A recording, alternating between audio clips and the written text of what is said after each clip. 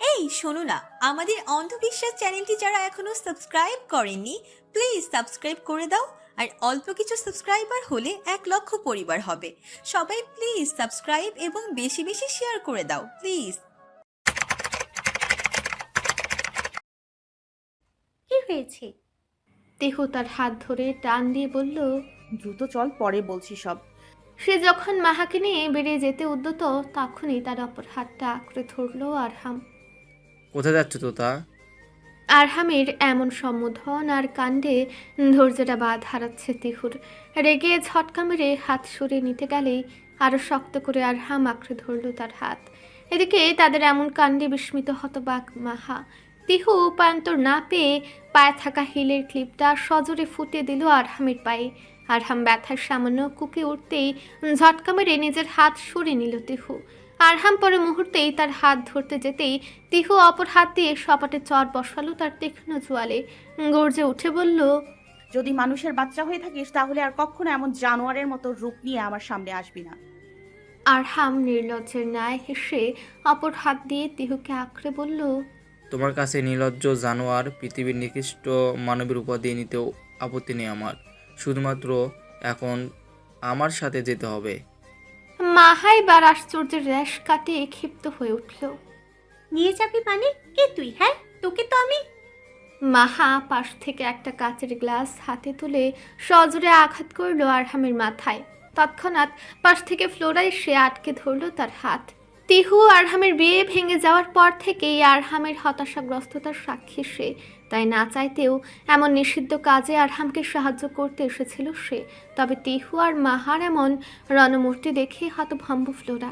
এদিকে কাচের কিছু ভাঙা অংশ আরহামের মাথার ভেতরে প্রবেশ করতেই রক্তপাত হতে শুরু করলো সেখান থেকে। তবে মাহার দিকে কোনোরূপ প্রতিক্রিয়া না দেখিয়ে আরহাম যখন তিহুকে নিয়ে বেরিয়ে যেতে প্রস্তুত, ঠিক সেই মুহূর্তেই রেস্টুরেন্টের কাচের দরজাটা প্রচণ্ড শব্দে আছাড় খেয়ে খুলে গেল। বাতাসের ব্যাগে ভেতরে প্রবেশ করলো এক দীর্ঘদেহী মানব মূর্তি।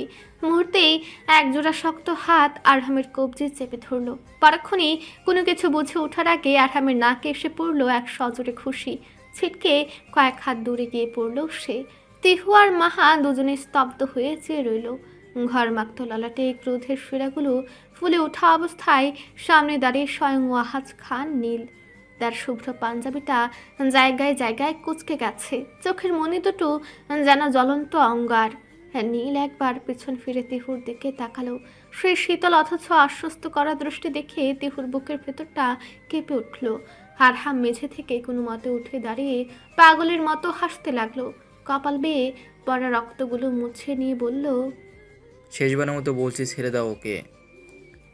নীল কোনো উত্তর দিল না। সে ধীর পায়ে আরহামের দিকে এগিয়ে গেল।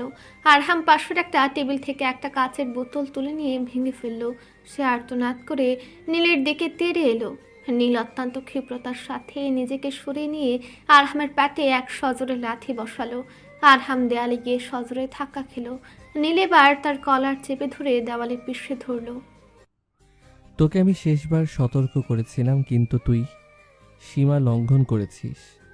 আমার একান্ত ব্যক্তিগত জিনিসের দিকে হাত বাড়ানোর সাহস তোকে কে দিল? নীলের প্রতিটি শব্দে যেন বজ্রপাত হচ্ছিল। তবে আরহামও দম্বার পাত্র নয়। সে তার সর্বশক্তি দিয়ে নীলকে ধাক্কা দিয়ে সরিয়ে পাল্টা আঘাত করতে চাইল। শুরু হলো এক দুধর্ষ লড়াই। রেস্টুরেন্টের আসবাবপত্র উল্টে পাল্টে একাকার হয়ে যাচ্ছে। ফ্লোরা আর্তনাদ করে আরহামকে থামানোর চেষ্টা করছিল, কিন্তু নীলের দেহরক্ষীরা তাকে দূরে সরে দিল। নীল আজ কোনো রাজনৈতিক শিষ্টাচারের ধার ধারছে না। তার প্রতিটা খুশিতেই মিশ্র আছে প্রিয়তমাকে স্পর্শ করার চরম প্রতিশোধ। এক পর্যায়ে আরহামকে মেঝেতে ফেলে তার বুকের উপর চেপে বসলো নীল। একের পর এক আঘাত করতে করতে গর্জে উঠল, কুত্তার বাচ্চা, জানোয়ার, তোর সাহস কি করে হলো আমার জিনিসের দিকে তুই হাত বাড়াস? আরহাম এখন প্রায় অচেতন, মুখ দিয়ে রক্ত গড়িয়ে পড়ছে। নীল যখন শেষ আঘাতটা করতে যাচ্ছিল, ঠিক তখনই পেছন থেকে তিহু এসে নীলের হাতটা শক্ত করে চেপে ধরল। কাঁপা কাঁপা কণ্ঠে বলল, ছেড়ে দিন, ও মরে যাবে। ওর জন্য আপনার হাতের রক্তে রঞ্জিত করবেন না প্লিজ। তিহুর স্পর্শ পেতেই নীলের টান টান হয়ে থাকা পেশিগুলো যেন এক নিমিষে শিথিল হয়ে এলো। সে দীর্ঘশ্বাস ফেলে নিজেকে সামলে নিল। আরহামের কলার ছেড়ে দিয়ে দাঁড়িয়ে পড়ল সে। পকেট থেকে একটা রুমাল বের করে হাতের রক্তের দাগ মুছতে মুছতে নিজের দেহরক্ষীদের দিকে ইশারা করলো। এই আবর্জনাটাকে এখান থেকে সরিয়ে ফেল। আর মনে রাখিস, আজ থেকে এর ছায়াও যেন আশেপাশে নূরের না পড়ে, না হলে পরের বার আমি ওকে এমন জায়গায় পাঠাবো যেখান থেকে ফেরার পথ তোর চেনা থাকবে না। ফ্লোরা চট জলদি আরহামকে নিয়ে বেরিয়ে গেল সেখান থেকে। নীল এবার তিহুর দিকে ফিরল। রোদে তপ্ত হয়ে যাওয়া তার ললাটের শেষ এক বিন্দুগুলো তখনও চিকচিক করছে। তিহু হাতে দিয়ে সেগুলো মুছতে যেতেই নীল তাকে বাধা দিয়ে বলল, তোমাকে আমি বারণ করেছিলাম, নিষেধ করেছিলাম অন্তত আমার বলার আগ পর্যন্ত বাসা থেকে বের না হওয়ার, কিন্তু নীল আর কিচ্ছু বলল না। হাতের কনিষ্ঠার মধ্যমা দিয়ে সর্বোচ্চ ব্যাগে কপাল ঘষতে থাকলো। পরক্ষণই তীব্র ব্যাগে বেরিয়ে গেল রেস্টুরেন্ট থেকে। তিহু কপালে হাত দিয়ে ধপ করে বসে পড়ল। আরহামকে হাজারটা গালাগালি দিয়ে মাহার উদ্দেশ্যে বলল, এই শালা হদল কুতকুতকে আজকে আসতে হলো? মানে সামান্য রাগটা একটু ভাঙিয়েছিলাম কোনো মতে, শালা হদল কুতকুত আজকেই হাজির হয়েছে। আল্লাহ গো। মাহা দ্রুত তিহুকে ধাক্কিয়ে বলল, এসব পরে ভাবি, আগে বাসায় যা বলো। ভাইয়া অলরেডি রেগে মেগে ফায়ার হয়ে আছে। তিহুর সম্বিত ফিরল যেন। দ্রুত নীলের পেছু নিতে নিতে সে মাহাকে বিদায় জানালো। গাড়ি চলছে বেশ গতিতে। তিহু বারংবার লুকিং গ্লাসে পাশে বসা নীলের দিকে তাকালেও নীল একবারও তাকাচ্ছে না তার দিকে। তিহু এবার ড্রাইভিং সিটের কিছুটা কাছাকাছি নীলের দিকে সরে বসলো। নীল তাকে পাত্তা না দিয়ে বরং আগের ব্যাগেই গাড়ি চালাতে থাকলো। তিহু এক প্রকার তার গা ঘেঁষে বসলো। নীল এক ঝলকার দৃষ্টিতে তাকালো তার পানে। তিহু আরেকটু এগিয়ে সে আলসে ছেড়ে আনমনে গেয়ে উঠল। গানের শেষে সে একবার নীলের মনোভাব বুঝতে তার দিকে তাকালো। নীল এখনও ভাবলেশহীন ভঙ্গিমায় গাড়ি চালাতে ব্যস্ত। এবার সত্যি সত্যি রাগ হলো তিহুর। মুখ বাঁকিয়ে কিছুটা সরে গিয়ে অপর দিকে ফিরল সে। তিহু দৃষ্টি সরাতেই তার দিকে তাকিয়ে মুচকি হাসল নীল। সিট খুবলে ধরা নিজের হাতটার দিকে একবার তাকিয়ে সেটা শিথিলের ব্যর্থ চেষ্টা করল সে। ঘড়ির কাঁটায় 2:55। ভার্সিটি থেকে এসে দীর্ঘ একটা শাওয়ার নিতে ওয়াশরুমে ঢুকেছে তিহু। অতিবাহিত হয়েছে প্রায় অর্ধ ঘন্টার বেশি। নীল এতক্ষণ সোফায় বসে ফার্স্ট এইডের কাজ করছিল। প্রবেশের সময় কেউ উপস্থিত না থাকায় জবাবদিহিতা করতে হয়নি আঘাত নিয়ে। হঠাৎ ভেতর থেকে ভেসে আসলো তিহুর ঋণঋণে কণ্ঠস্বর। নেতা সাহেব। নীল প্রথমে ডাক না শুনলেও তিহু ফির বলল, এখানে একটু আসবেন প্লিজ। আমার চুলগুলো বাজেভাবে আটকে গিয়েছে, এখানে ছাড়াতে পারছি না প্লিজ। নীল ভ্রু গুটিয়ে বলল, ওয়াশরুমে চুল আটকায় কিভাবে? সেটা আমি কি জানি, আটকে গেছে এখানে, প্লিজ আসুন না। নীল আর দেরি করল না। সরল মনে দ্রুত উঠে এগিয়ে গেল ওয়াশরুমের দিকে। দরজায় আলতো আঘাত করতে সেটা নিঃশব্দে খুলে গেল। তিহু আগে থেকে মেঝেটা সাবান দিয়ে পিচ্ছিল করে রেখেছিল। নীল ভেতরে পা রাখতেই ভারসাম্য হারিয়ে সামনের দিকে ঝুঁকে পড়ল। সোজা গিয়ে আছড়ে পড়ল তিহুর উপর। তিহুর পিঠ গিয়ে বাঁধল দেয়ালে, আর নীল এসে পড়ল তার উপর। মুহূর্তের মধ্য তিহু নিজের ওড়না দিয়ে নীলকে পেঁচিয়ে একদম কাছে টেনে নিল। আর নীলের শক্ত দুহাত তখন তিহুর কোমরে। ঠিক সেই মুহূর্তে তিহু আগোচরে হাত বাড়িয়ে ঝর্ণাটা ছেড়ে দিল। উপর থেকে ঝরঝর করে আছড়ে পড়া জলবিন্দুতে দুজনেই মুহূর্তেই ভিজে একাকার। নীলের স্তম্ভিত চোখের দিকে চেয়ে তিহু এক মায়াবী হাসল। সিক্ত চুলে জলবিন্দুগুলো হীরের মতো চিকচিক করছে। তিহু আলতো করে নীলের দু চোয়ালে হাত রেখে ডান চোয়ালে এক উষ্ণ গাঢ় চুম্বন এঁকে গান ধরল। ফোলা ফোলা ফর্সা গালে জমেছে জল বর্ষাকালে, ফোটা ফোটা মুক্ত দানা, নানা সোনা আর কাঁদে না, থাকো যদি গোমরা মুখ, কাতুকুতু দিব তোমাকে। তিহুর গান শেষ হতে দেরি সঙ্গে সঙ্গে নীলের উষ্ঠাধর অতর্কিতে ঝাঁপিয়ে পড়ল তিহুর সেই গোলাপি ঠোঁটে। এক দীর্ঘ নিবিড় আর তৃষ্ণার্থ চুম্বনে নীল যেন পৃথিবীর সমস্ত স্তব্ধতা শুষে নিল। মুহূর্তের মধ্যে তার বলিষ্ঠ দুই হাত দিয়ে তিহুর কোমর পেঁচিয়ে ধরল। আগাম পূর্বাভাস ছাড়াই তাকে শূন্যে তুলে নিল নীল। ঝর্ণার জলরাশিতে তাদের উপর আছড়ে পড়ছে, কিন্তু সেদিকে কোনো হেলদুল নেই কারো। আর নীলাজ মন সাগরের উত্তাল কামনার ঢেউ নিবারণে তৎপর। যেন তিহুর এতদিনের জ্বালাতনের সুদ আজকে উসুল করবে সে। এদিকে ভিজে প্রায় উন্মুক্ত হয়ে যাওয়া কোমরে নীলের এমন অবাধ্য স্পর্শে লাজুক লতার ন্যায় নুয়ে পড়েছে তিহু। মেরুদণ্ড বেয়ে নামা শীতলতা গ্রাস করছে সমগ্র দেহ। শেষমেশ তীব্র সে অনুভূতির কাছে হার মেনে আবেশে চোখ বুজে নীলের শুভ্র পাঞ্জাবিটা খামচে ধরল সে। গধূলির মায়াবী আলোয় রঙিন সন্ধ্যাটা। দুপুরের অনাকাঙ্ক্ষিত ঘটনার পর থেকেই বেশ উদ্বিগ্ন মাহা। ঘটনার পরপরই ফ্ল্যাটে ফিরেছিল সে। বর্তমানে তিমিরাবৃত তার কক্ষ। সন্ধ্যা হলেও আলো জ্বলেনি আজ সেথায়। কারণ একটাই, ফেরার পর থেকে রাজ্যের মাথা ব্যথায় সে গ্রাস করেছে তাকে। হঠাৎ মুঠোফোনের রিংটোনের শব্দে ঘুম ঘুম চোখে পাশ ফিরল সে। কে ফোন দিয়েছে না দেখেই ফোনটা রিসিভ করে তন্দ্রাচ্ছন্ন কণ্ঠে সে বলল, হ্যালো। সঙ্গে সঙ্গে অপর পাশ থেকে ভেসে আসলো এক গভীর পৌরুষ কণ্ঠস্বর। লাভ লাইন। চটজল দিয়ে উঠে বসলো মাহা। বিস্মিত কণ্ঠে বলল, রাফি? জি ম্যাডাম। হ্যাঁ বলো, কি বলবে? তুমি কি শিখ? মাহা হাত খোপায় ছেড়ে রাখা চুলগুলোকে বাঁধতে বাঁধতে বলল, ঠিক সিক না, ওই আর কি, একটু মাথায় যন্ত্রণা। রাফিন উদ্বিগ্ন কণ্ঠে বলল, সে কি মাইগ্রেনের প্রবলেম নাকি? আরে না না, ওই জাস্ট একটু। তাকে কথা শেষ করতে না দিয়ে রাফিন জলদি কণ্ঠে বলল, এই তুমি রেডি হও, আমি আসছি। মাহা তাকে থামাতে বলল। আরে কথাটা তো। তার কথা শেষ হওয়ার আগেই ফোন কেটে দিল রাফিন। তবে তার আগেই আদেশের স্বরে একবার বলল, যা বললাম মনে থাকে যেন, রেডি হয়ে থাকো। কি আর করার, বেচারি মাহা কথাটা বলে বিপদে পড়েছে। অতঃপর এতক্ষণ ঘুমিয়ে থাকায় উলট পালট হয়ে যাওয়া চুলগুলো বেঁধে লেগে পড়লো তৈরি হওয়ার কাছে। প্রায় অর্ধ ঘন্টার মাঝে নিচ থেকে ভেসে আসলো বাইকের হর্নের শব্দ। মাহা তখন চুলগুলোতে সবে চিরুনির আঁচড় দিতে ব্যস্ত। সে দ্রুত রাস্তার সাইডের ব্যালকনিতে এসে দাঁড়ালো। নিচে সড়কের পার্শ্ববর্তী একটা স্থানে হেলমেট মাথায় বাইকের সাথে হেলান দিয়ে দাঁড়িয়ে আছে রাফিন। সন্ধ্যা গাঢ় হয়ে আসায় ল্যাম্পপোস্ট জ্বালানো হয়েছে আশেপাশে, আর সেই ল্যাম্পপোস্টের হলদেটে আলো প্রতিফলিত হচ্ছে রাফিনের হেলমেটে। মাহা তার দিকে তাকাতেই রাফিন হাত নেড়ে হায় জানালো তাকে। মাহা দ্রুত চিরুনি দিয়ে চুলগুলো ছাড়াতে ছাড়াতে হাত দিয়ে বোঝালো সে আসছে। মুহূর্ত কয়েকের মাঝেই তৈরি হয়ে নিচে নামলো মাহা।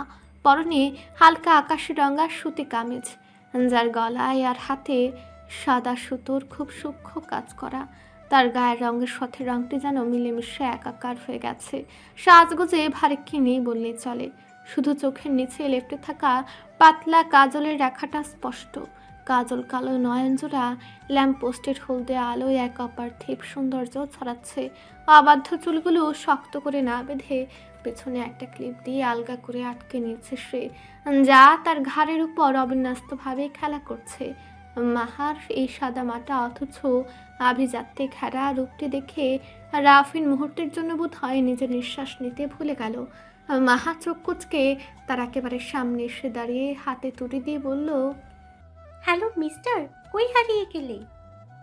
রাফিনের ধ্যান ভাঙল যেন। অপ্রস্তুত কণ্ঠে সে বলল, কই, কোথাও না তো। মাহা মুগ্ধ হাসল। রাফিন মাথা ঝাঁকিয়ে তাকালো। অতঃপর মাহার এমন হাসিতে নিজেও হাসলো খানিক। পরপর বাইকে উঠে বলল, চলুন ম্যাডাম। মাহা হঠাৎ মুখভঙ্গি বদলে বলল, কিন্তু কোথায় যাব সেটাই এখনো বললে না তুমি। রাফিন আলসে ভাব ভাঙার ভঙ্গিমায় বলল, তোমাকে কিডন্যাপ করতে এসেছি মেয়ে, চলো দেখি কোথায় যাওয়া যায়। যাবে গন্তব্যহীন অজ্ঞাত সেই ঠিকানায়। মাহা মুচকি হেসে তার বাইকের পেছনে উঠতে উঠতে বলল, কিডন্যাপার যদি এমন হয় আর অজ্ঞাত সেই ঠিকানায় যদি আমার স্বপ্নির হয়, তবে আমি কিডন্যাপ হতে বারংবার প্রস্তুত। রাফিন মুগ্ধ হেসে বাইক স্টার্ট দিল। গোধূলির পরবর্তী এক রঙিন সন্ধ্যায় মৃদুবন্ধ বাতাসকে সাক্ষী সমেত নিয়ে সেটি এগিয়ে চলল নাম না জানা কোনো এক গন্তব্যের দিকে। সন্ধ্যার কিছুটা পর প্রতিদিনের ন্যায় খানমহলের বিশাল ড্রয়িং রুমটা বড় বড় ঝাড় লণ্ঠনের আলোয় আর নবকুড়িগুলোর উচ্ছ্বাসে প্রাণবন্ত। সোফায় গম্ভীর মুখে বসে আছেন ওয়ালিদ খান। তার হাতে ধরা সন্ধ্যাকালীন চায়ের কাপ থেকে হালকা ধোঁয়া উঠছে, অপর হাতে সন্ধ্যাকালীন পত্রিকা, যাতে দৃষ্টি আটকে আছে তার। বাড়ির রমণীরা ব্যস্ত রান্নাঘরে। রাফা, নীরা, নাহা অপর সোফাতে বসে গল্প করছে। নীল ওয়ালিদ খানের পাশে বসে ল্যাপটপের ব্যবসায়িক বিভিন্ন কাজে ব্যস্ত। হঠাৎ নিস্তব্ধতা ভেঙে বেজে উঠল কয়েকটা মুঠোফোন একসাথে। কিছু মুহূর্তের মাঝে হন্তদন্ত হয়ে সেখানে প্রবেশ করলেন ওয়ালিদ খানের একান্ত সচিব। তার চোখে মুখে জয়ের আনন্দ। চশমাটা ঠিক করতে করতে প্রায় রুদ্ধশ্বাসে বললেন, স্যার, খবর এসছে রিটার্নিং অফিসার ঘোষণা করেছেন আমাদের নীলের মনোনয়নপত্র বলে গৃহীত হয়েছে। সব ঠিক আছে স্যার, সব ঠিক আছে। মুহূর্তের মধ্যে যেন পুরো ড্রয়িং রুমে আনন্দের এক পশলা বৃষ্টি নামলো। ওয়ালিদ খান স্মিত হাসলেন। গৃহকর্তীরা বেরিয়ে আসলেন খবরটা কর্ণগত হতেই। এক প্রকার উচ্ছ্বাস ছড়িয়ে পড়ল মহল জুড়ে। বড়দের আদেশ পাওয়া মাত্র রাফা ছুটল তিহুকে খবর দিতে। ভার্সিটি থেকে আসার পরেই ঘুমিয়েছে সে, এখনো ওঠেনি। গৃহকর্মীরা মির্জা সূচনার নির্দেশে দ্রুত ফ্রিজ থেকে মিষ্টি বের করে সকলের মাঝে বিলিয়ে দিতে লাগলেন। ওয়ালিদ খান এগিয়ে আসলেন ছেলের দিকে, তার কাঁধে হাত রেখে ধীর লয়ে বললেন, পথটা প্রশস্ত হলো নীল, এবার লড়াইটা হবে হাড্ডাহাড্ডি। নীল শুধু একবার তীক্ষ্ণ হাসল। দেহ সবে অন্দরমহলে ঝুল বারান্দায় এসে দাঁড়িয়েছিল। এমন সুখকর খবর আর রাফার আগমনে উচ্ছ্বাসিত হয়ে সেও জলদি নামলো ড্রয়িং রুমে। তিহু আসতেই রুমিনারা দ্রুত এক পরিচারিকার হাত থেকে মিষ্টি তুলে এনে তার মুখে দিতে দিতে বলল, নে নে মিষ্টি মুখ কর, আমাদের ভবিষ্যৎ এমপির ঘরণী। তার এমন সম্বোধনে হেসে উঠল মির্জা সাইমা সহ উপস্থিত সকলে। তেহু লাজুক হেসে দৃষ্টি বিনিময় করল নীলের সঙ্গে। শহরের ব্যস্ত রাজপথ তখন রাতের মায়াবী আলোয় স্নান করছে। দুপাশে সোডিয়ামের হলদেটে আভা আর দ্রুতবেগে ছুটে চলা গাড়ির হেডলাইটের খেলায় এক মায়াজাল তৈরি হয়েছে। রাউফিনের বাইকের পেছনে বসে মাহা, তার অবাধ্য চুলগুলো বাতাসের সাথে পাল্লা দিয়ে উড়ে চলেছে। রাতের শহরটা আজ প্রতিদিনের মতোই বড্ড ব্যস্ত, তবে সেই ব্যস্ততাকে উপেক্ষা করে এক জোড়া কপতি এগিয়ে চলেছে গন্তব্যহীন পথে। হুট করেই বাইক থামালো রাউফিন। তার এমন কাণ্ডে তার প্রশস্ত পিঠে এক প্রকার আছড়ে পড়ল মাহা। রাউফিন মুচকি হেসে বলল, তাহলে নামা যাক ম্যাডাম। মাহা বুঝল না হঠাৎ রাউফিনের এমন বাইক থামানোর কারণ। হঠাৎ তার চোখ পড়ল সম্মুখপানে। দৃষ্টিগোচর এক ভ্রাম্যমান ফুলের দোকান। এতক্ষণ তো সেও দেখছিল, কই সে তো খেয়াল করেনি। সে যখন এসব ভাবতে ব্যস্ত, ঠিক তখনই ভেসে আসলো রাউফিনের গভীর কণ্ঠস্বর। এই যে লাভ লাইন। লোক সমাগমের মধ্যেও রাউফিনের এমন সম্বোধনে অপ্রস্তুত হয়ে উঠল মাহা। আশেপাশে এক ঝলক তাকিয়ে দেখলো সবাই তাদের দিকে তাকিয়ে আছে, তবে তাতেও ভাবলেশহীন মাহা দ্রুত এগিয়ে এসে তার দিকে তাকিয়ে বলল, মাথা খারাপ হয়ে গেছে তোমার? রাউফিন বোকা দৃষ্টিতে তাকিয়ে বলল, কেন? এভাবে কেউ ডাকে? আশেপাশে কত লোক বলো তো? রাউফিন ভাবলেশহীন ভঙ্গিমায় বলল, ও এই ব্যাপার। এই ব্যাপার, কত লোক তাকিয়ে আছে দেখেছো? তো কি হয়েছে, যাকে হৃদয়ের মণিকোঠায় সর্বোচ্চ স্থানে জায়গা দিতে পেরেছি, সামান্য লোকজনের ভেতর তা প্রকাশ করতে পারবো না? শোনেন ম্যাডাম, আমি এতটাও ভীতু নই। মাহা মুগ্ধ দৃষ্টিতে তাকালো।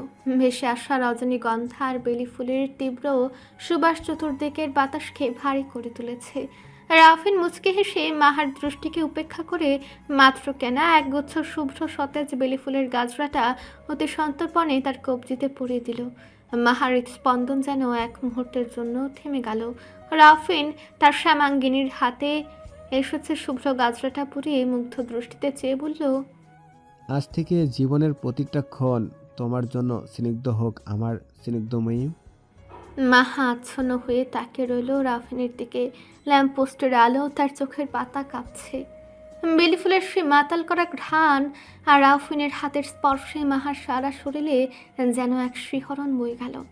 রাউফিন ততক্ষণে পাশের একটা দোকান থেকে এলাচের সুঘ্রাণ মিশ্রিত দুভার ধোয়া ওঠা চা নিয়ে হাজির হলো। রাস্তার ধারের সে জরাজীর্ণ বেঞ্চে বসে দুজনেই চায়ের কাপে চুমুক দিল। চায়ের ধোঁয়া মাহার চোখের চশমায় খানিকটা বাষ্প জমিয়ে দিচ্ছিল, আর সে আড়ালে মাহা দেখছিল রাউফিনের পৌরুষদীপ্ত মুখচ্ছবি। রাস্তার পাশে সারি সারি দাঁড়িয়ে থাকা গাছগুলোর ফাঁক দিয়ে উকি দিচ্ছে রূপলি চাঁদ। দুজনে মিলে কতক্ষণ যে সেখানে বসে রইল তার কোনো হিসেব নেই। রাত্রে নিষেধ গভীর, প্রায় তিমিরাবৃত অন্তরিক্ষে এক ফালি রূপলি চাঁদ আলো ছড়াচ্ছে ধরণী জুড়ে।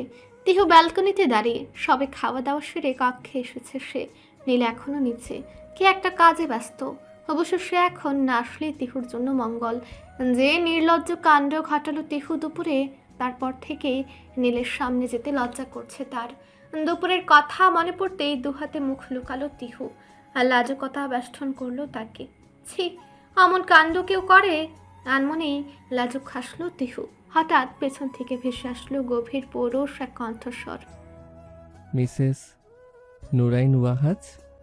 পরিচিত ঘুর লাগা সে কণ্ঠে তিহু দ্রুত পেছনে ঘুরল। তাকে দেখে নীল মুচকি হেসে বলল, লজ্জা পাচ্ছেন ম্যাডাম? তিহু কিছু বলল না। লজ্জায় পাশ কাটিয়ে যেতে নিতেই নীল হাত আঁকড়ে ধরল তার। তিহু আড়ষ্ট কণ্ঠে বলল, কি করছেন? নীল মুচকি হেসে ঝটকা মেরে কাছে নিয়ে আসলো তাকে। তিহু ভারসাম্য হারিয়ে এসে পড়ল নীলের প্রশস্ত বক্ষদেশে। তার তীব্র পুরুষালী পারফিউমের ঘ্রাণে মাতাল প্রায় অবস্থা। শুকনো ঢুক গেলে সে কিছু বলতে যেতেই নীল অপর হাতে তিহুর জামার নিচ দিয়ে উন্মুক্ত কোমর স্পর্শ করলো। সঙ্গে সঙ্গে বিদ্যুৎ স্পৃষ্টের ন্যায় কেঁপে উঠল তিহু। নীল মুচকি হেসে মুখ ডুবালো তিহুর উন্মুক্ত গলায়। ঘোর লাগা কণ্ঠে বলল, শান্ত ছিলাম, সহ্য হয়নি। এখন এই অশান্ত নির্লজ্জকে সহ্য করার অভ্যাস করে নিন মিসেস। তিহু বরফের ন্যায় জমে গিয়েছে নীলের এমন কাণ্ডে। বহু কষ্টে আড়ষ্টতা ভেঙে এসে বলল, আমার কিছু প্রশ্ন ছিল। নীল আগের ন্যায় থেকেই বলল, বলো। এভাবে থাকলে কিভাবে বলবো? নীল সামান্য নড়ে আগের ন্যায় ঘুর লাগা কণ্ঠে বলল, এভাবেই বলো। তিহু সামলালো নিজেকে। প্রশ্নটা করা বড্ড প্রয়োজন তার। খানিকক্ষণ বাদে জিজ্ঞেস করলো, আচ্ছা, আগের দিন যে আপনি বললেন আপনি আমাকে না দেখে ভালোবেসেছেন, কেন? কারণ আমি জানতাম আমার এমন একটা চঞ্চলা দুষ্টু বউ আল্লাহ অলরেডি তৈরি করে রেখেছেন আমার জন্য। তিহু ভ্রু কুঁচকে বলল, হেয়ালি না করে সত্যি কথা বলুন মিস্টার। আচ্ছা, করছি না হেয়ালি। তো বলুন না সত্যিটা প্লিজ। তো শোনো। নীল মুক্তা সরালো সামান্য, বলল, ছোট ফুপি আগের দিন তোমাকে বলেছে না আমাদের বাবারা বেস্ট ফ্রেন্ড ছিল। তারা একে অপরকে কথা দিয়ে রেখেছিল যে একে অন্যের ছেলে মেয়ের সঙ্গে বিয়ে দিবে। আর যেহেতু আমি আমার বাবার বড় ছেলে আর আমি তোমার আগে হয়েছিলাম, তাই তোমাকে আমার বউ করে নিয়ে আসলাম। সিম্পল। কিন্তু আপনি তো আমাকে... নীল হেসে বলল, কিডন্যাপারের হাত থেকে বাঁচাতে বিয়ে করেছিলাম, তাই তো? তিহু সরল মনে বলল, হ্যাঁ। ওই দিন যদি কিডন্যাপার তোমাকে কিডন্যাপ না করতো তবু আমি তোমাকে বিয়ে করতাম, হয়তো কিছুদিন বাদে, কিন্তু বিয়ে আমাদের হতোই। তবে হয়তো অমন অনাকাঙ্ক্ষিতভাবে নয়। আপনি কি আমাকে চিনেছিলেন? অফকোর্স। আমি যদি তোমাকে নাই চিনতাম তাহলে কখনো তোমার প্রতি এক্সট্রা প্রোটেকশন লাগিয়ে রাখতাম না। আর না তো আমাকে নিয়ে এত বড় একটা মিথ্যা কথা বলেছ জানার পরেও ছেড়ে দিতাম। তোমার জায়গায় অন্য কোনো মেয়ে হলে থাপড়িয়ে তার 14 গোষ্ঠীর নাম ভুলিয়ে দিতাম। তিহু দু চোয়ালে দুহাত রাখলো। অতঃপর কি জানি ভেবে আনমনে জিজ্ঞেস করলো, আপনি তো আমাকে আগে কখনো দেখেননি, অথচ আপনি বলছেন আপনি আমাকে বোধ শক্তি হওয়ার পর থেকে ভালোবাসেন, কেন? কারণ আমার বোধ শক্তি হওয়ার পর থেকে আমার বাবা আমার মাইন্ড সেট আপ করে রেখেছিল যে আমার একটা দুষ্টু মিষ্টি বউ আছে। তবুও আচ্ছা, আপনি আমাকে সত্যি ভালোবাসতেন তো? মানে না দেখে ভালোবাসা যায়? নীল অদ্ভুত হেসে বলল, ভালোবাসা কিনা জানি না, শুধু এতটুকু বলতে পারি পাপ ভরা তোর এ জীবন পুণ্যের সঞ্চয় করেছে কিনা জানি না, তবে যতবার মোনাজাতে হাত বাড়িয়েছে ততবার তোমার নাম জপেছি। কোনো এক অজ্ঞাত কারণে তোমাকেই চেয়েছি। সেটাকে তুমি কি বলে সংজ্ঞায়িত করবে? তিহু অদ্ভুত দৃষ্টিতে চেয়ে রইল কতক্ষণ জানা নেই। হঠাৎ আনমনেই প্রশ্ন করে বসলো, কেমন ভালোবাসতেন আমায়? না দেখেও অজ্ঞাত অস্তিত্বহীন কাউকে এতটা ভালোবাসে? নীল কেমন হাসলো যেন, হঠাৎই গেয়ে উঠল, তুমি গল্প ছিলে আমার উপন্যাসে, তুমি কবিতার মতো এই দিনের শেষে। তুমি অল্প করে কিছু স্বপ্ন দিলে, আমি প্রেমিক রব সাথে জনম ধরে। দেখি তোমায় আমি এক পলকে, রোজ প্রেমে হারাই দেখতে দেখতে। দেখি তোমায়, দেখি দুটি নয়ন ভরে, ভালোবাসি মেয়ে এই আমি তোমাকে। দিনগুলো পাখির ন্যায় ডানা মেলে উড়ে চলেছে, আর সেই উড্ডীন দিনগুলো টেনে আনছে এক অমুখ উত্তেজনার পূর্বাভাস। নির্বাচন আসন্ন, সময়ের পাতায় আর বাকি 30 দিন মাত্র। ঢাকা 17 আসনের প্রতিটি ধূলিকণা এক অস্থির অপেক্ষার প্রহর গুনছে। রিটার্নিং অফিসের চূড়ান্ত ঘোষণার পর থেকে বদলে গেছে শহরের চেনা অবয়ব। আগত দিনটি উপলক্ষে শহরের ধমনীতে যেন রক্তচাপ বাড়ছে। চায়ের দোকানের ধোঁয়াটে আড্ডায় সর্বত্র নির্বাচনী গুঞ্জন।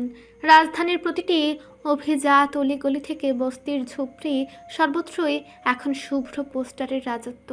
রশিদে ঝুলানো সেই সাদা কালো পোস্টারগুলোতে বিচ্ছুরিত হচ্ছে এক অপরাজেয় তেজ। পোস্টারগুলোতে দৃশ্যমান দৃপ্ত ভঙ্গিতে দণ্ডায়মান নীলের ছবি, আর নামের পাশে সগৌরবে অঙ্কিত তার বরাদ্দকৃত প্রতীক চিহ্ন। খানমহলের উত্তেজনাও দিন দিন বেড়ে চলেছে। প্রতিটা সদস্যের মধ্যে অজানা শঙ্কা ভর করেছে। ব্যবসার কাজগুলো ইদানিং ওয়ালিদ খান আর ওয়ালিদ রহমান খান সামলাচ্ছে। সেই দায়িত্বের কদাচিৎ রাউফিনের উপরও বর্তেছে। তবে প্রায়শই সে ব্যস্ত থাকে প্রচারণার কাজে। আজও অনিলের সঙ্গে সে বেড়েছে নির্বাচনী প্রচারণায়। বিশাল এক মিছিল, যার শুরুটা দেখা গেল শেষটা যেন দিগন্তের ওপারে মিশেছে। শত শত বাইকের গর্জন আর টায়ার ঘষার শব্দে প্রকম্পিত হচ্ছে বনানী গুলশানের রাজপথ।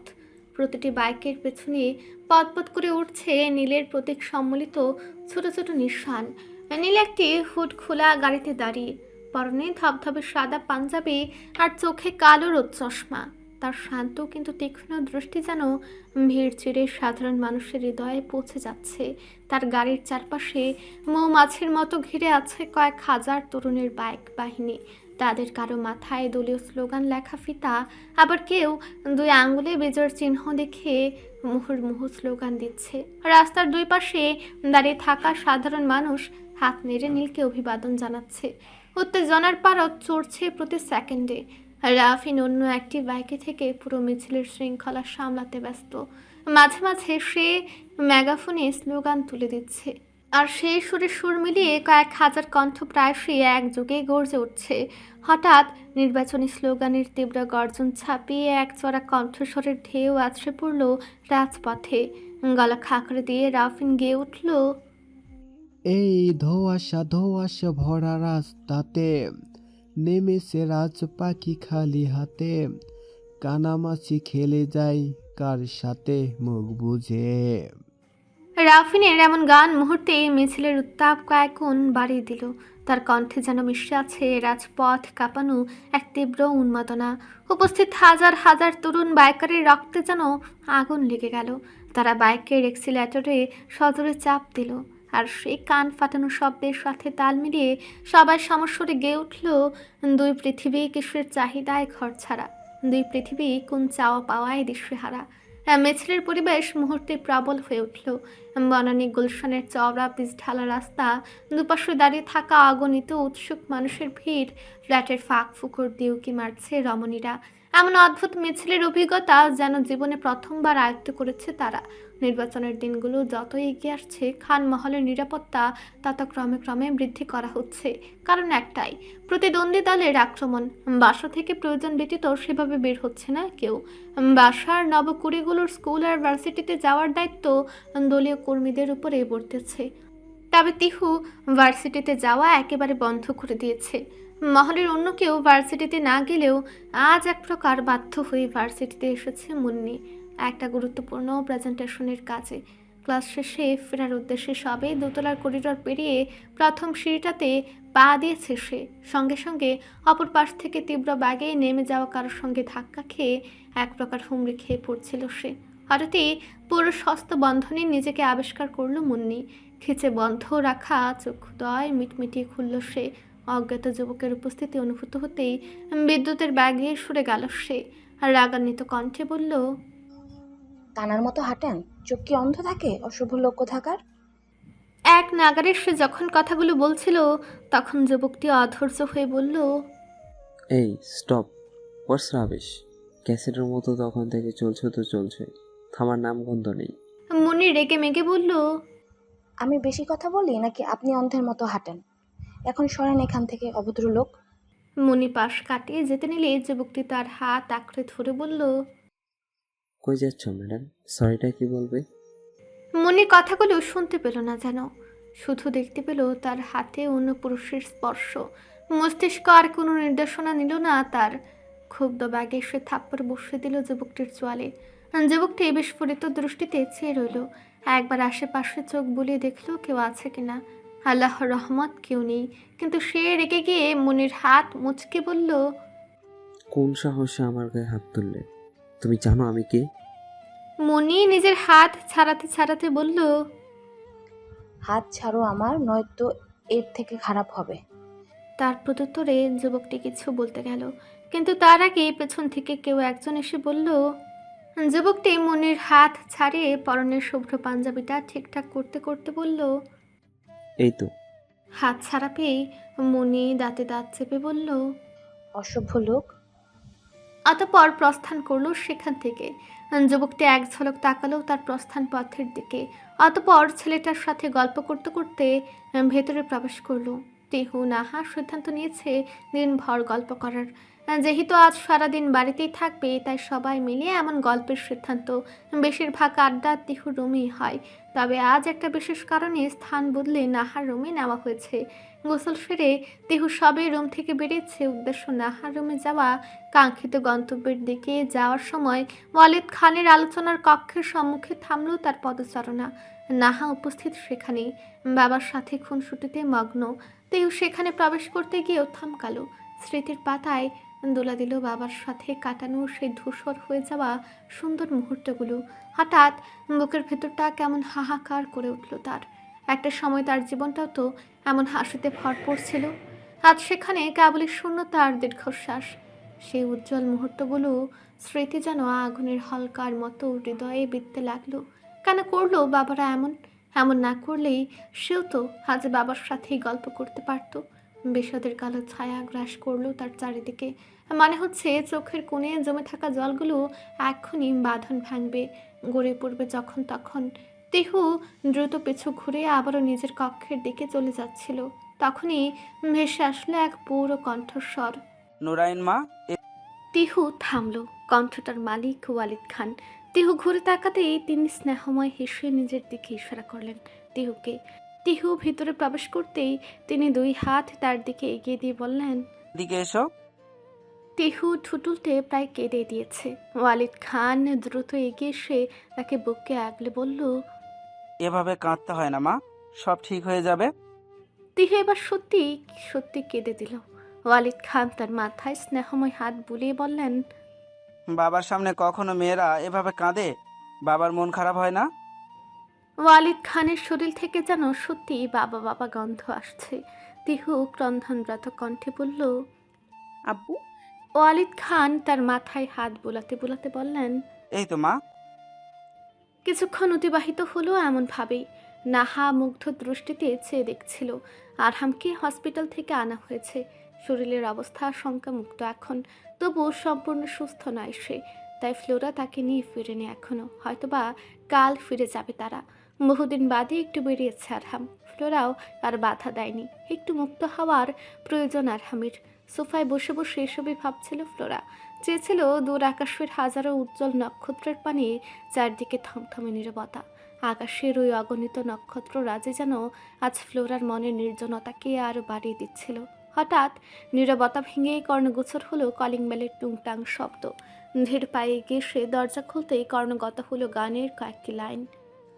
তবুও প্রেম এসে ভালোবাসে, আজ দেখা দিয়ে যাই, যেই ছুটে যাই আমি হাত বাড়াই, কেন দূরে সরে যাই, প্রেম আমার ও প্রেম আমার।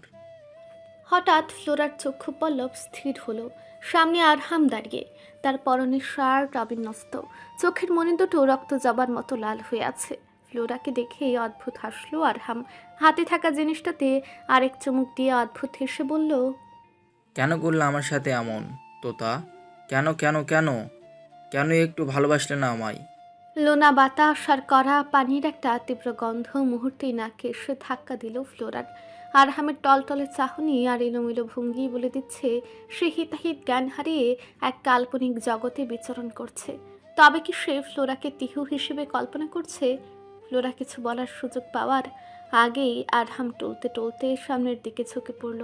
অবাধ্য শরীরটা আর নিজের নিয়ন্ত্রণে নেই। আর্তনাদহীন এক হাহাকার নিয়ে সে সরাসরি ঢলে পড়ল ফ্লোরার কাঁধের উপর। তার তপ্ত নিঃশ্বাস ফ্লোরার ঘাড় স্পর্শ করছিল। ফ্লোরা দুই হাতে তাকে সামলানোর আপ্রাণ চেষ্টা করলো, কিন্তু আরহামের অচেতন দেহের ভার সইতে না পেরে সে নিজেও টলে উঠল। বিস্রস্ত আরহামের মাথাটা ফ্লোরার বুকে নুয়ে আছে, তরি খুঁজে পাওয়া কোনো এক ক্লান্ত নাবিকের নাই। নেশার ঘরে আরহাম অস্ফুটে কি যেন বিড়বিড় করলো। তারপরে সব শান্ত। পৃথিবীর সমস্ত কোলাহল থেকে দূরে গিয়ে সে তখন ফ্লোরার আশ্রয়ে এক গভীর নিশ্চিন্ত ঘুমে আচ্ছন্ন। সন্ধ্যা গাঢ় হয়ে রাত ঘনীভূত। নীল ইদানিং বাড়িতে আসে অনেক রাত করে। পার্টি অফিসের পুনর্গঠন আর নির্বাচনী প্রচারণায় ব্যস্ততা বেড়েছে দ্বিগুণ। তাই তার বাড়ি ফেরার রুটিন হয়েছে প্রতিদিন মধ্যরাতে। তিহু সন্ধ্যার আড্ডা শেষে সবে কক্ষে এসেছে সে। নীলের শূন্যতা আজকাল বড্ড ভোগাচ্ছে তাকে। অভিমান, শূন্যতা, ক্রোধ সব একযোগে জড়ো হয়েছে ছোট্ট মস্তিষ্কে। ড্রেসিং টেবিলের উপর রাখা নীলের ছবিটা সম্মুখে রেখে তাতে অভিমান মেটাতে ব্যস্ত সে। এমন সময় দরজার পাশে মৃদু শব্দ হলো। তিহু চমকে মুখ তুলে তাকাতে দৃষ্টিগত হলো নীল দাঁড়িয়ে আছে দরজার চৌকাঠে, যার সারা শরীর জুড়ে রাজ্যের ক্লান্তি। কুচকে যাওয়া পাঞ্জাবি, এলোমেলো চুল আর চোখের নিচে স্পষ্ট ক্লান্তি রেখা, সবকিছুই তার দিনের কঠোর পরিশ্রমের সাক্ষ্য দিচ্ছে। কিন্তু পরক্ষণে নীলের ক্লান্ত মুখটি এক ঝলক হাসিতে উদ্ভাসিত হলো যখন তার চোখ পড়ল তিহুর দিকে। মুহূর্তে যেন সব ক্লান্তি উধাও হয়ে গেল। মুচকি হেসে বলল, রেগে আছেন ম্যাডাম? তিহু মুখ বাঁকিয়ে বলল, না না না, রাগ করবো কেন? আমার কি রাগ করার কথা ছিল নাকি? আপনি তো দিব্যি মাঝরাতে ফিরতেন, তা আজ এত হঠাৎ দ্রুত মিস্টার? সে দেয়াল ঘড়ির দিকে তাকিয়ে বলল, সবে তো সন্ধে 8টা বাজে মাত্র। তিহুর অভিমানী কণ্ঠে মুচকি হাসল নীল। অতপর ঘরমাক্ত শরীরে তিহুর কাছাকাছি এসে দাঁড়িয়ে বলল, ইচ্ছে করছে তোমাকে শক্ত করে জড়িয়ে ধরতে। তিহু চোখ শুরু করে তাকাতে নীল হেসে বলল। সে হাত ঘড়িটা খুলে ড্রেসিং টেবিলের উপর রেখে ওয়াশরুমে প্রবেশ করতে করতে বলল, রেডি হন ম্যাডাম, বেরোবো আমরা। তিহু মুখ কুচকে কিছু বলার আগেই নীল মুচকি হেসে বন্ধ করলো ওয়াশরুমের দরজাটা। প্রায় অর্ধ ঘন্টা শেষে একটা দীর্ঘ শাওয়ার নিয়ে বের হলো নীল। উন্মুক্ত দেহ, কোমরে জড়ানো শুধু একখানা শুভ্র টাওয়াল। কিছুক্ষণ আগে বিদ্যমান চোখের সেই ক্লান্তির রেখাগুলো এখন অনেকটা ম্লান। সদ্য শাওয়ার সেরে আসায় গায়ের রং যেন আরও উজ্জ্বল দেখাচ্ছে তার। প্রশস্ত বুক আর কাঁধ বেয়ে টুপটুপ করে জল গড়িয়ে পড়ছে। সেই জলের ধারাগুলো ওর সিক্স প্যাক অ্যাপসের খাঁজে খাঁজে হিটের দানার মতো চিকচিক করছে। ওর ভেজা চুলের গোছাগুলো কপালে এলোমেলোভাবে লেপ্টে আছে, যেখান থেকে অবাধ্য জলবিন্দুরা নেমে আসছে ওর খাড়া নাকের ডগা বেয়ে। তিহু ড্রেসিং টেবিলের সামনে বসেছিল। আয়নায় নীলের এই রূপ দেখে ওর হৃদস্পন্দন যেন এক মুহূর্তের জন্য থমকে গেল। নীল আয়নার দিকে তাকিয়ে তিহুর চোখে চোখ রাখল। ওর ঠোঁটের কোণে ঝুলে থাকা বাঁকা হাসিটা আরও প্রগাঢ় হলো। তিহু শুকনো ঢুক গিলতে নীল বলল, দৃষ্টি সরান ম্যাডাম, লজ্জা তো আমারও লাগে নাকি? তিহু দ্রুত দৃষ্টি সরিয়ে মুখ বাঁকিয়ে বলল, ঢং! এত লজ্জা যখন করছে তখন ড্রেস পরে আসলেই হতো, টাওয়াল পরে আসছেন কেন? হ্যাঁ, ড্রেস কোথায় আমার?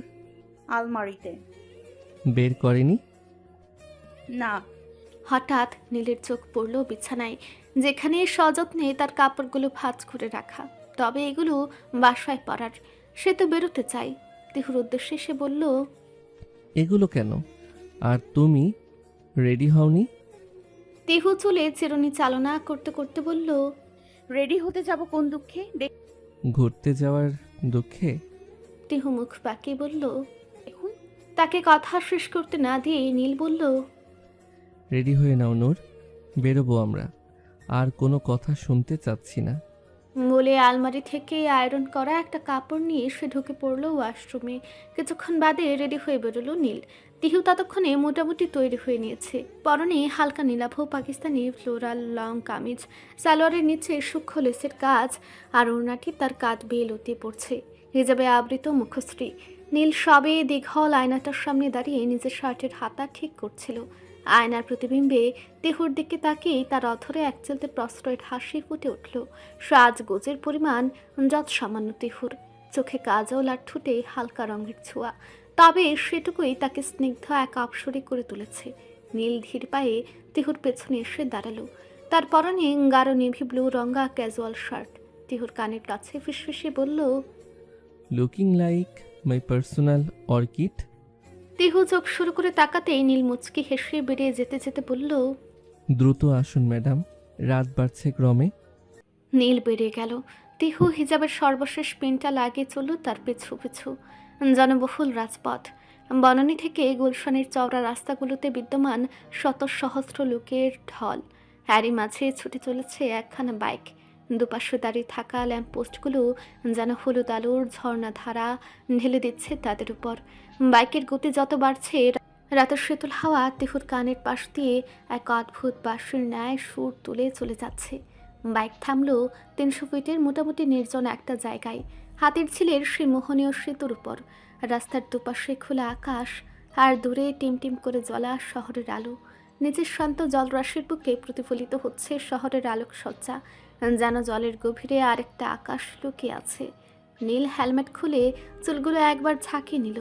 চাঁদের আলোয় তার ঘর্মাক্ত মুখটা আরো পৌরুষ দীপ্ত দেখাচ্ছে। তিহু বাইক থেকে নেমে দাঁড়িয়ে লম্বা একটা শ্বাস নিল। নীল তার দিকে এগিয়ে এসে দাঁড়ালো। তার শান্ত গভীর দৃষ্টি তিহুর চোখের উপর স্থির। রাগটা এখনো কমেনি ম্যাডাম? তিহু কিছু বলল না, শুধু সেতুর পার্শ্ব রেলিং আঁকড়ে এক ঝলক নিচে তাকালো। নীল কিছুটা এগিয়ে সে অতি সন্তর্পণে তিহুর হাতের উপর হাত রেখে বলল, আচ্ছা নিন, সরি, আর হবে না এরকম। এখন কি রাগটা কমেছে? তিহু নীলের দিকে কেমন দৃষ্টিতে তাকালো, বলল, কমেছে। নীল হেসে বলল, আলহামদুলিল্লাহ।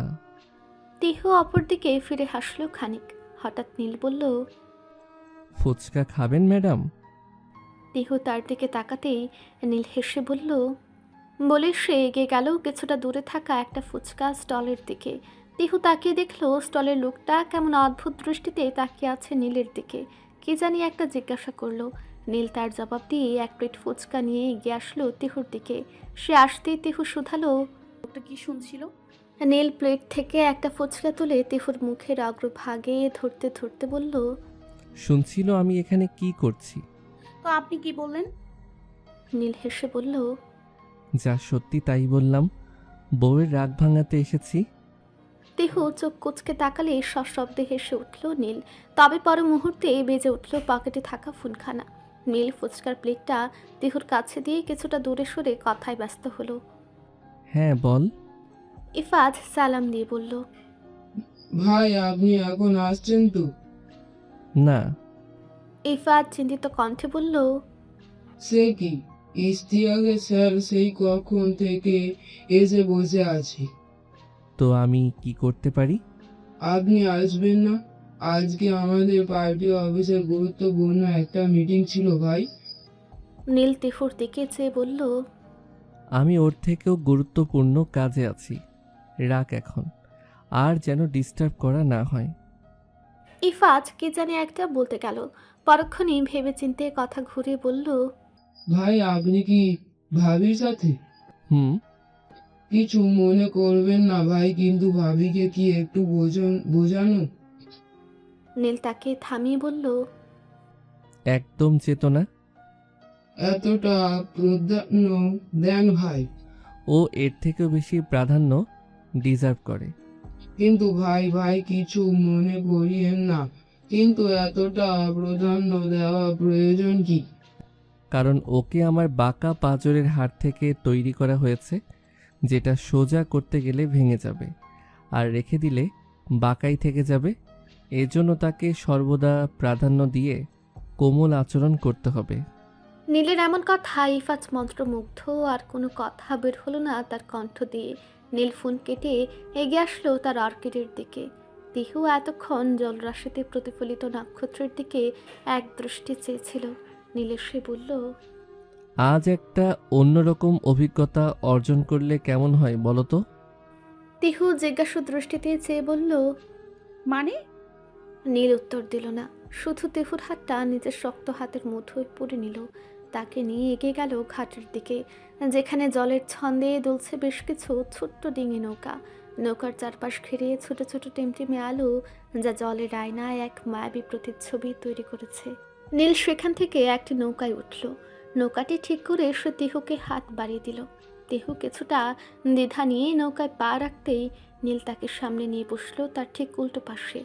মাঝে যখন লগি ঠেলে নৌকাটি চালনা শুরু করলো, ধীরে ধীরে আলোক সজ্জিত ডিঙ্গি নৌকাটি মাঝ নদীতে এসে পৌঁছালো। মাঝ নদী থেকে হাতির ঝিলের দুপাশের আলোকসজ্জাগুলো যেন নক্ষত্রের মতো জ্বলজ্বল করছে। জ্যোৎস্নাস্নাত রাতটা আজ বড্ড মধুময়। চাঁদের উপলে কিরণ প্রতিফলিত হচ্ছে বিস্তীর্ণ জলরাশিতে। তিহু আলতো করে জলের উপর হাত রাখলো। শীতল জলের স্পর্শ তার আঙ্গুলের ডগা বেয়ে হৃদয়ে গিয়ে পৌঁছালো। নীলমুগ্ধ দৃষ্টিতে চেয়ে আছে তিহুর দিকে। একটু ঝুঁকে সে তিহুর খুব কাছে মুখ নিয়ে গেল। তার তপ্ত নিঃশ্বাস তিহুর ললাট স্পর্শ করছে। সে গভীর কণ্ঠে বলল, আই উইশ সময়টা এখানে স্থির হয়ে যেত, আর আমার অপলক দৃষ্টি তোমার পানে আজীবনের জন্য স্থির হয়ে যেত। নীলের তপ্ত নিঃশ্বাস আর বলা কথাগুলোই তিহুর বুকের ভেতরটা দুরু দুরু করে উঠল। চারপাশের শব্দগুলো যেন ম্লান হয়ে গেল। শুধু রয়ে গেল নৌকার তলায় জলের ছলাৎ ছলাৎ শব্দ আর নীলের ওই গভীর চাহনি। হঠাৎ নীরবতা ভেঙে নীল গেয়ে উঠল, ये क्या बात है आज की चांदनी में कि हम खो गए प्यार की रागिनी में, ये बाहों में बाहें ये बहकी निगाहें, लो आने लगा जिंदगी का मजा, ये रातें ये मौसम नदी का किनारा এ চঞ্চল হাওয়া। সদা প্রাণচঞ্চলতা বিরাজমান হক ম্যানশনে আজকাল নির্জীব স্তব্ধতা রাজত্ব কায়েম হয়েছে। নিস্তব্ধতা মুড়ে থাকে সর্বদা সেথাই, কারণ সমগ্র বাড়ির প্রফুল্লতার প্রাণ ভুমরাটি যে অনুপস্থিত। দেহুর হাস্যের কলতানে যে দেয়ালগুলো একসময় প্রাণবন্ত হয়ে উঠত, আছে তারা কেবল বোবা পাথরের মতো দাঁড়িয়ে থাকে। বাড়ির প্রতিটি কোণে যেন এক গভীর দীর্ঘশ্বাস জমে আছে। বাড়ির লোকজনের মুখের দিকে তাকানো যায় না। সবার চোখে মুখে এক রাশ ম্যাগ জমে ভারী হয়ে আছে। যে ড্রয়িং রুমে বসে একসময় হাসির রোল উঠত, সেখানে এখন কেবল দীর্ঘশ্বাসের আনাগোনা। সদা হাসির রোল বিরাজমান সেই মহলে নেই কোনো অহেতুক খুনসুটি। ম্যানশনের সবার দিন কাটে বিমর্ষ মুখে। সবচেয়ে করুণ দশা তিহুর দাদা আর দাদির। বার্ধক্যের ভারে নুরজয়ী দম্পতি নাতনির আকস্মিক অন্তর্ধান মানতে পারেনি কিছুতেই। তাদের অবশিষ্ট প্রাণশক্তিটুকু শুষে নিয়েছে কোনো এক তিক্ত বিষাদ। নুরুজ্জামান হক কয়েকদিন ধরে বিছানা ছেড়ে ওঠেননি। তিনি মানুষটা বরাবরই শক্ত ধাঁচের ছিলেন, কিন্তু এই কদিনই তিনি যেন 10 বছর বুড়িয়ে গেছেন। তার সেই গম্ভীর কণ্ঠস্বর এখন ক্ষীণ হয়ে এসেছে। শরীরের অসুস্থতার চেয়ে মনের অসুস্থতায় তাদের তিলে তিলে শেষ করে দিচ্ছে। নিস্তব্ধতার করাল গ্রাসে আক্রান্ত প্রত্যেকে। তালঝির ইদানিং বাড়িতে ফিরে সন্ধ্যার পর স্কুল কোচিংয়ের নাম করে দিব্যি এই ভারাক্রান্ত পরিবেশ থেকে পার পেয়ে যাচ্ছে সে। পিহিরও ইদানিং বাড়িতে ভালো লাগে না। তিহু চলে যাওয়ার কিছুদিন বাদেই মামা বাড়ি পাড়ি জমিয়েছে সে। নাতি নাতনিদের এমন বিচ্ছেদ কিছুতেই মেনে নিতে পারছেন না নুরুজ্জামান হক। এক প্রকার বাধ্য হয়ে তিনি আজ 2 ছেলেকে ডেকে পাঠিয়েছেন। সন্ধ্যার কিছুটা পরে নওশাদ হক আর নিহাল হক বাবার অনুমতিক্রমে রুমে প্রবেশ করলেন। নুরুজ্জামান হক বেশ কষ্ট করে উঠে বসলেন। নওশাদ হক শুধালেন, কিছু বলবেন আব্বা? হ্যাঁ, তোমাদের 2 ভাইয়ের সাথে আমার কিছু কথা বলার আছে। নওশাদ হক একবার নিহাল হকের দিকে তাকালেন, অতঃপর নুরুজ্জামান হকের দিকে তাকিয়ে বললেন, জি বলুন। নুরুজ্জামান হক একটা দীর্ঘ নিঃশ্বাস ছাড়লেন। খানিকক্ষণ নীরব থেকে অতঃপর বললেন, দেখো, জীবনে কম গোঁড়ামি করিনি আমি।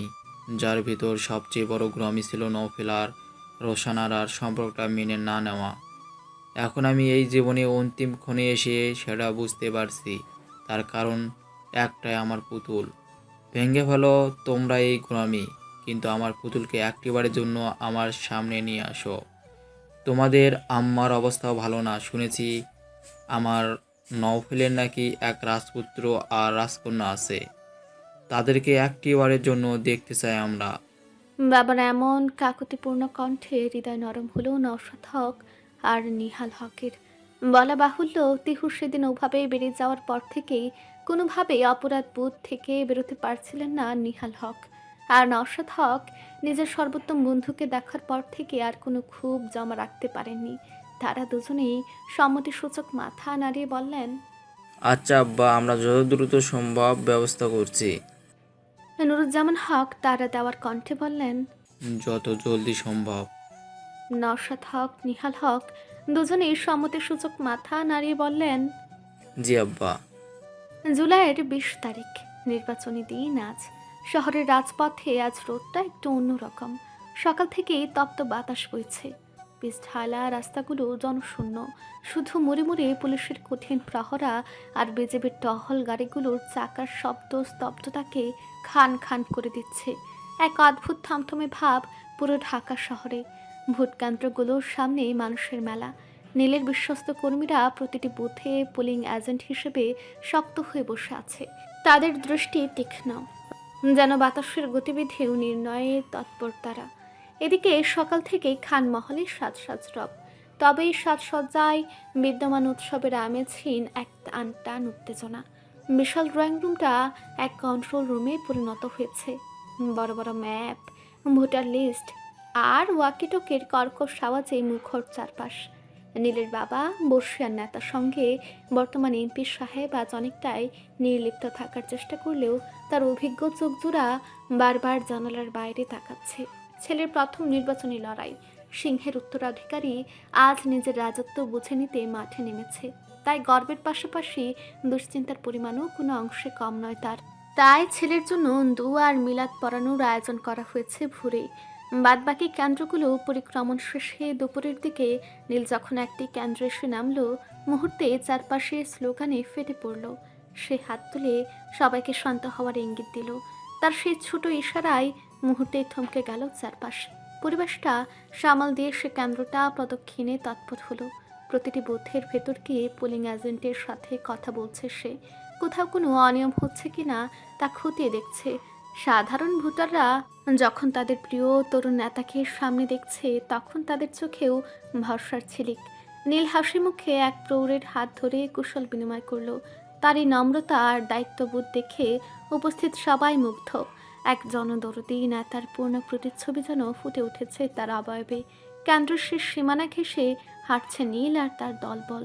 উদ্দেশ্য যে কোনো রকম বিশৃঙ্খলা রোধ। এই কেন্দ্রের শেষ প্রদক্ষিণ এটা। এরপরই নীল রওনা হবে অপর কেন্দ্রের উদ্দেশ্যে।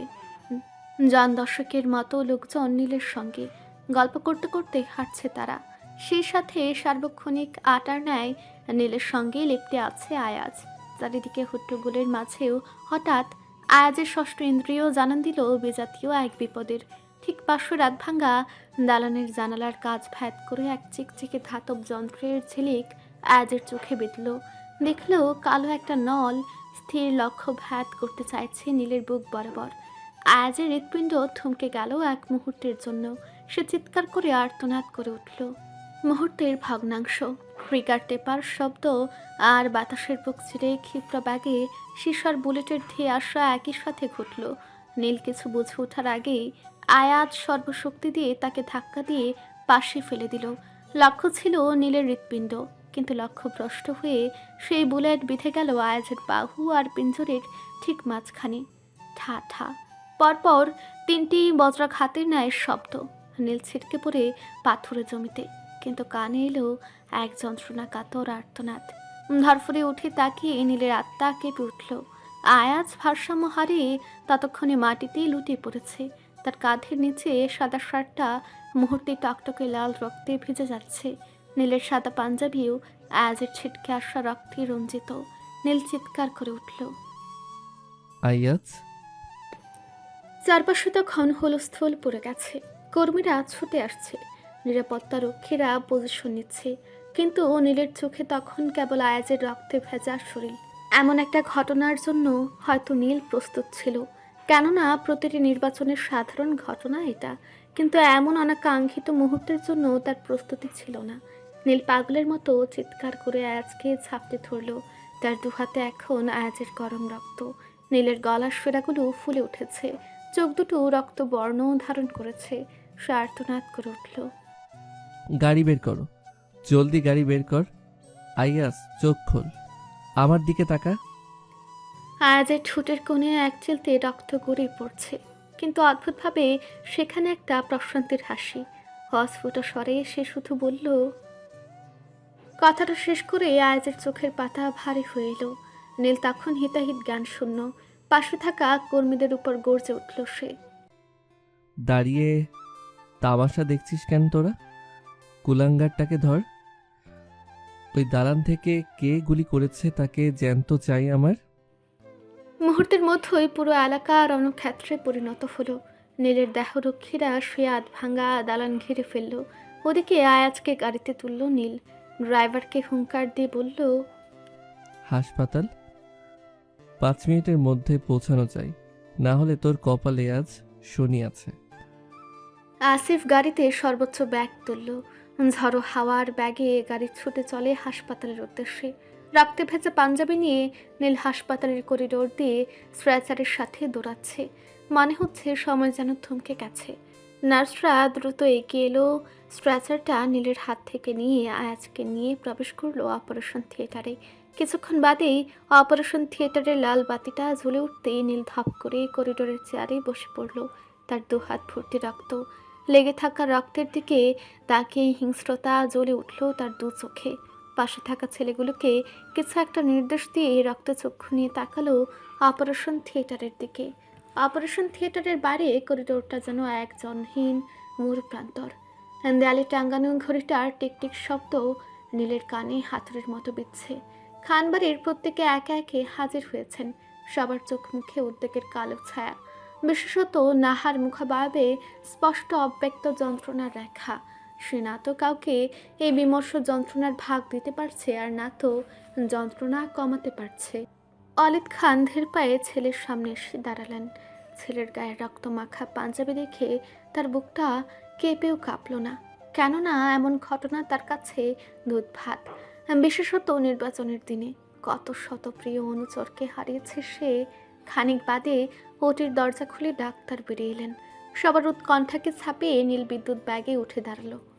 ডাক্তার, আইয়াজ কেমন আছে? ডাক্তার মাস্কটা নামালেন।